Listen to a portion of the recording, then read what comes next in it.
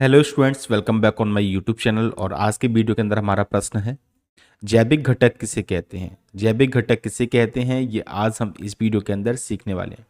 देखिए, जैविक घटक किसे कहते हैं, चलिए समझ लेते हैं।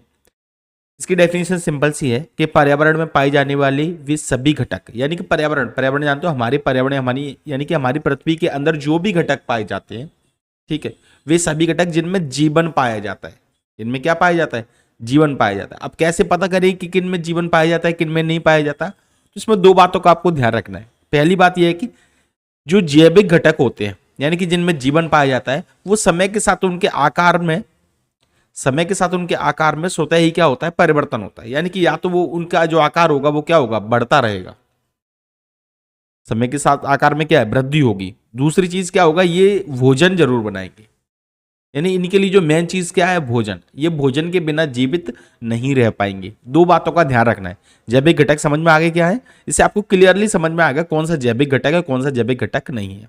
क्लियर? तो पर्यावरण में पाए जाने वाले सभी घटक जिनमें जीवन पाया जाता है, अर्थात समय के साथ उनमें परिवर्तन होता है, उन्हें जैविक घटक बोलते हैं। अब उदाहरण से हम समझ लेते हैं, यहाँ पे और क्लियर हो जाएगा। देखो उदाहरण देखिए, उदाहरण है यहाँ पे मनुष्य।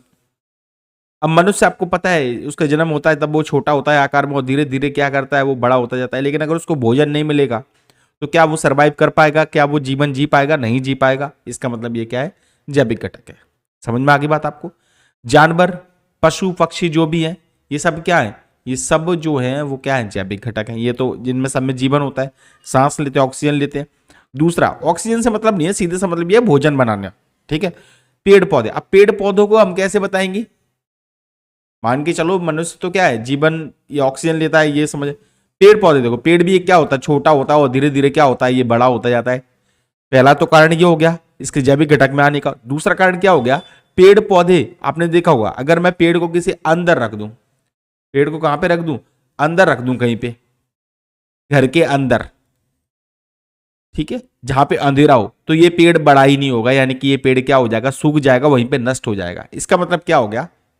इस पेड़ को, यानी इस पेड़ या पौधे को, जो भी पेड़ पौधे है, उसको बड़ा होने के लिए भोजन की आवश्यकता है। ठीक है। समय के साथ परिवर्तन कब होगा? जब उसको क्या मिलेगा? भोजन मिलेगा। ठीक है। तो भोजन कहां से बनाता है? ये आपको पता है, धूप से बनाता है, यानी कि सूर्य की रोशनी से बनाता है।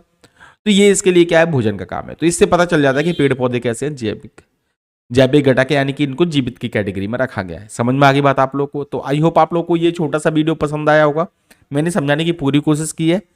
तो चलिए मिलते हैं एक नई वीडियो के साथ, तब तक के लिए जय हिंद, वंदे मातरम।